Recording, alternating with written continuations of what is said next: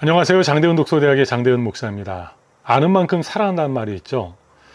여러분들이 장대은 독서대학의 문을 열고 들어와서 어떤 도움을 받는지 모르겠습니다. 바람이 있다면 정말로 어떤 도움이라도 받았으면 좋겠습니다.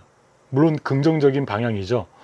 변화와 성숙을 도모하는 제 도서관에 써 있는 표어처럼 나는 오늘 살며 살아가며 배우며 나누는 삶을 살겠습니다.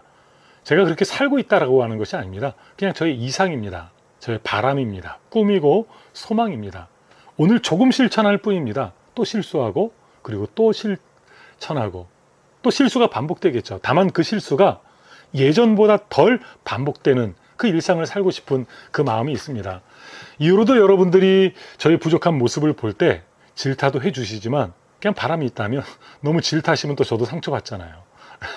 그래서 격려해 주시고 또 주변에서 관심 가져주시고 그리고 오늘처럼 여러분들에게 저의 좀 비밀스러운 부분, 비밀스럽다고까지 하진 않지만 굳이 이야기하지 않으면 여러분들이 알 수 없는 그런 내밀한 이야기를 여러분들과 함께 나누는 것을 통해 온라인을 통해 만나는 이 장대은 독서대학을 통한 소통에 조금이라도 깊은 그런 유대감이 형성될 수 있다면 하는 마음을 담아서 저의 비밀을 하나 오픈하도록 하겠습니다.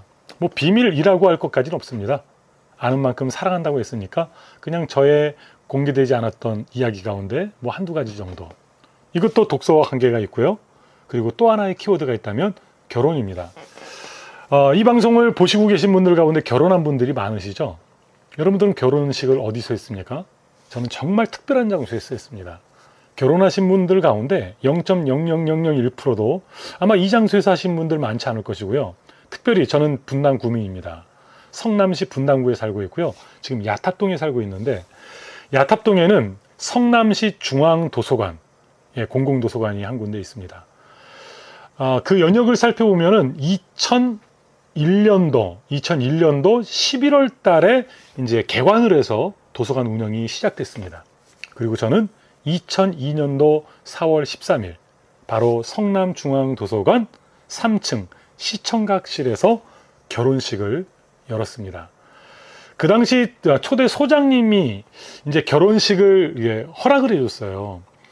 도서관에서 결혼하겠다고 이렇게 요청한 사람도 없었거니와 그 당시 이제 한 6개월 정도뿐이 안 된 그 도서관에 구민 같은 그 지역에 있는 어떤 그 시민이 결혼하겠다라고 하니까 그 소장님은 순수한 마음에 그냥 허락을 해준 거예요.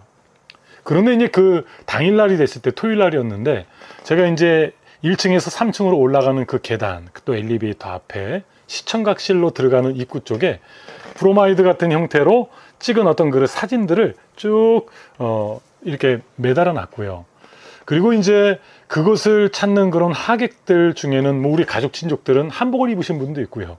그리고 제 아내는 당연히 거기서 웨딩드레스를 입고 또 엘리베이터 타고 계단을 이동하고 그 당시 토요일 날 도서관을 찾았던 사람들은 도서관에 책을 읽으러 공부하러 왔다가 생각지도 못했던 뜻밖의 어떤 그 상황을 직면한 거죠. 결혼 예식장도 아닌데 예식장의 분위기가 풍겼고 아마도 이렇게 그 민원이라면 민원이고 도서관 측에 문의가 들어왔을 수도 있을 거예요.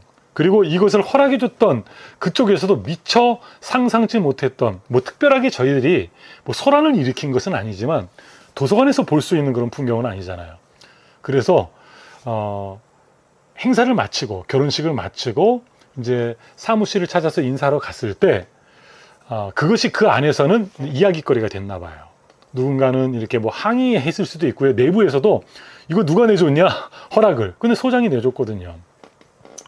그래서 바로 결혼식 끝나고 인사하러 간 그 자리에서 앞으로는 결혼식 같은 어떤 그런 행사는 도서관에서 이렇게 장소 대관을 해주지 않는 것으로 벌써 얘기가 됐다라고 하는 말씀을 하시면서 굉장히 난처했었다라는 말씀을 하시더라고요.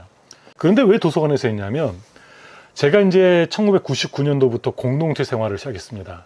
그냥 우리가 일상에서 쓰는 그 공동체, 가족 공동체, 교회 공동체, 학교 공동체, 국가 공동체 그거 말고요. 유무상통하는 국가 기독교 공동체 생활을 했습니다. 처음에는 괴산에서 그리고 제천으로 공동체가 이전을 했습니다.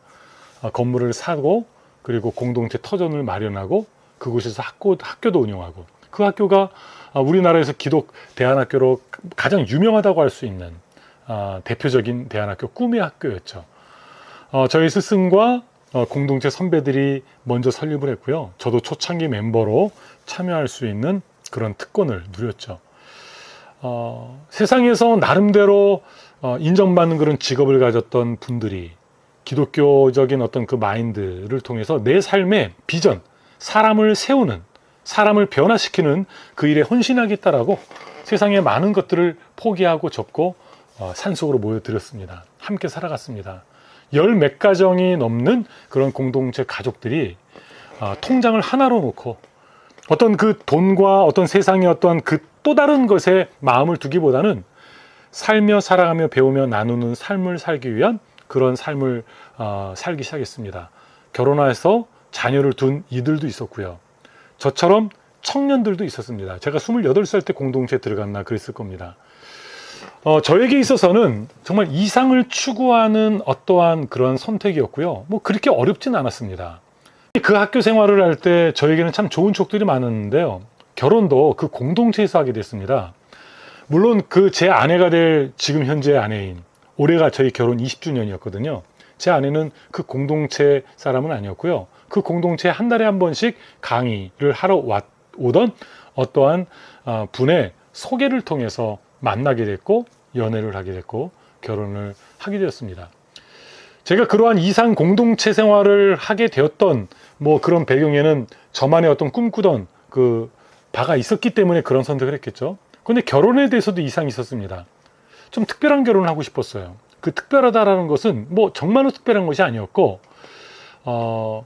모르는 사람들, 오랫동안 만나지 않았던 친분이 없는 내가 알지 못하는 사람들, 우리 가족들의 지인들에게 초청해서 가족 행사로 결혼식을 하는 것이 아니라 나를 정말로 축복해 줄 수 있는 공동체 가족들, 그리고 우리 혈연 가족들, 그리고 제 아내의 혈연 가족들을 초청하는 것이었어요.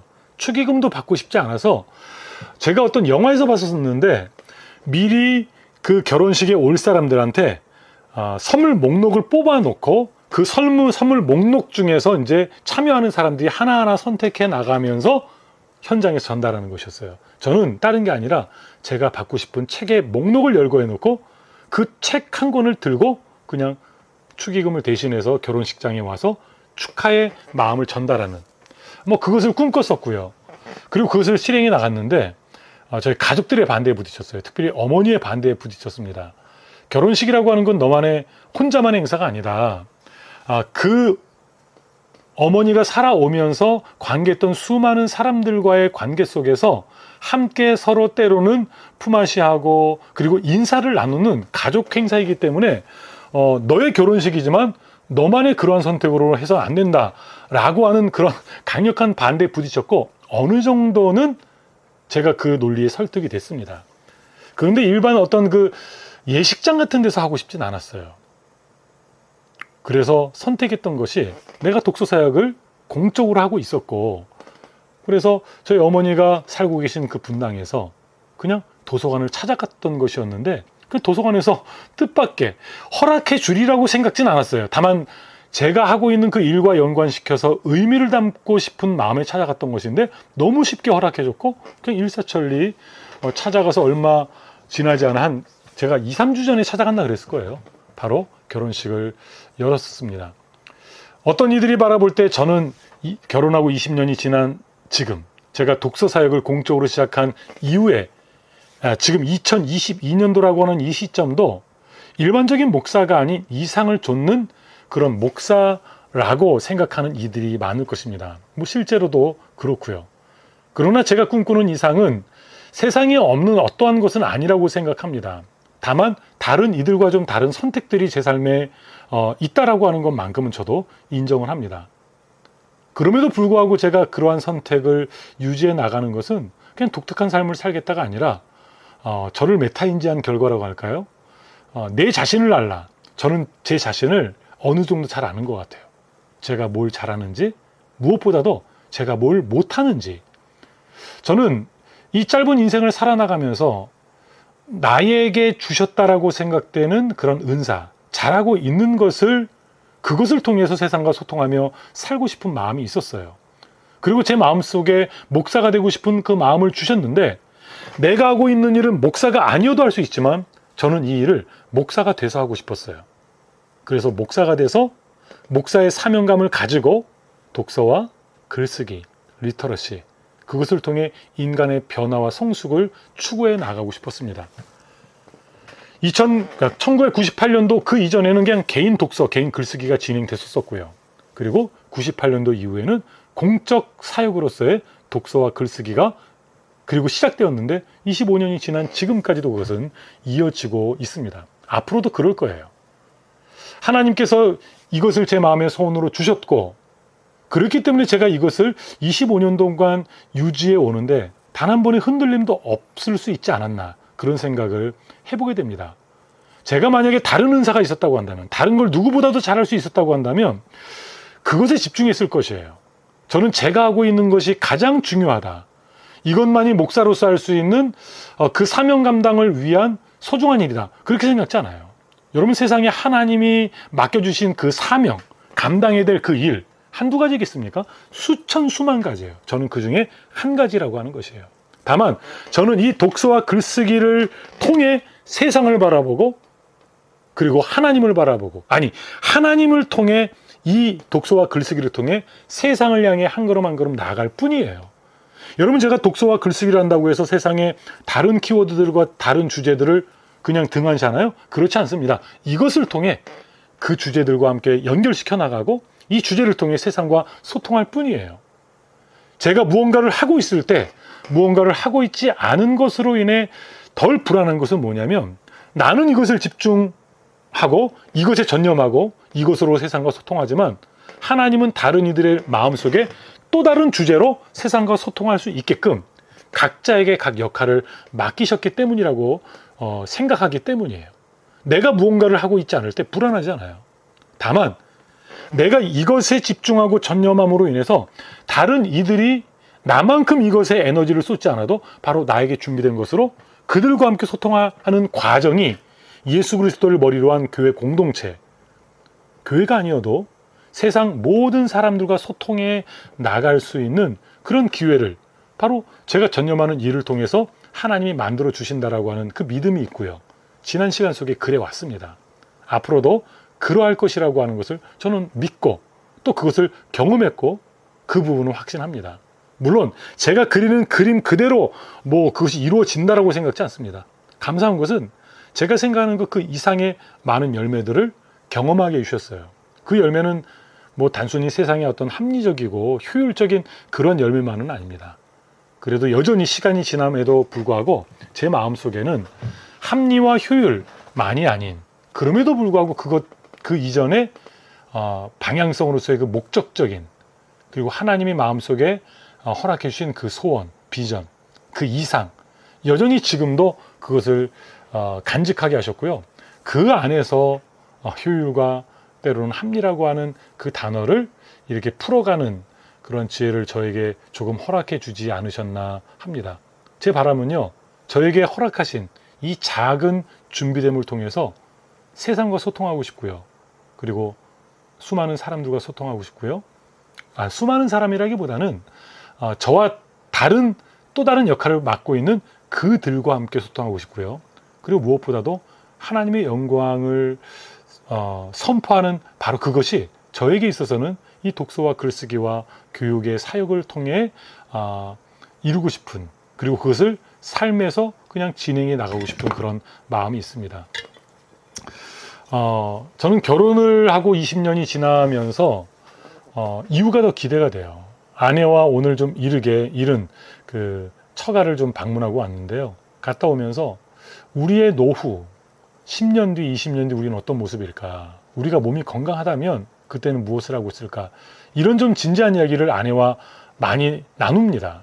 감사한 것은 이런 얘기를 진지하게 나눌 수 있는 바로 그가 저의 아내라고 하는 것이죠. 그리고 또 그것을 또 나눌 수 있는 이가 제 아내의 남편인 저라고 하는 것이 서로의 그런 감사의 이유가 된다라는 것을 서로가 확인하기 때문에 저는 참 감사해요. 아내가 저로 인해 감사하는 것보다 제가 아내로 인해 감사하는 것이 전 크다라고 자신 있게 이야기할 수 있습니다. 저에게 아내는 축복이죠. 2022년도 이제 추석을 맞이해서 처가를 다녀오면서 또 20주년을 맞이한 어떤 그런 해이기 때문에 갑자기 그냥 새벽에, 지금 새벽, 오늘이 추석 연휴에 이제 시작하는 날이죠. 오늘 금요일. 오전 3시 58분이네요. 이 새벽에 그냥 갑자기 작업하다가 생각나서 카메라를 켰습니다. 저에게 결혼은 이상이지만 현실이고요. 그리고 저에게 독서는 그냥 누군가한테는 그냥 일상의 현실일 뿐이지만 저에게 또 이상입니다. 이상과 현실의 간극을 좁혀나가는. 그래서 저에게 서만이 아니라 다른 이들의 삶 속에서도 이 독서와 글쓰기가 의미 있는 것이 되도록 하는데 저에게 준비된 것이 도움이 됐으면 하는 바람이 있고요. 그리고 무엇보다도 이 방송을 보시는 분들 가운데 결혼 생활을 해나가고 계신 분들에게는 의미 있는 그런 아름다운 관계가 그 안에 희노애락이 있죠. 그 안에서 얼마나 삶에 많은 우여곡절이 있겠습니까마는 그 모든 것이 합력하여서 선을 이루어가는 그런 아름다운 가정 공동체가 여러분들의 삶 가운데 세워져 가기를 바랍니다. 다시 한번 강조하지만 그 가정을 세워가고 부부관계를 세워가고 그 부부관계에 오늘보다 아름다운 내일을 세워나가는 데 있어서 독서와 글쓰기는 정말 중요한 요소 가운데 하나라고 하는 것을 오늘 영상을 통해서도 여러분들과 나누고 싶습니다.